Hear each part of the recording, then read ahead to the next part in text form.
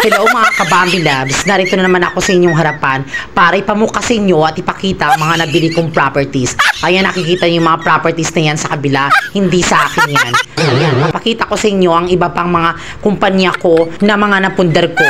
At isa dito ang mga mamahaling sasakyan, mga mamahaling mga motor at mga binibenta ko. At take note, ang mga motor ko ay mga sosyal. Tanging mga mayayaman lamang ang makakabili nito. Kaya kung mayaman ka, bumili ka. Kung mahirap ka, matulog ng maaga at baka magkasakit, mahal magpagamot. Kaya tingnan nyo ang aking mga napundar at magugulat kayo. A few moments later.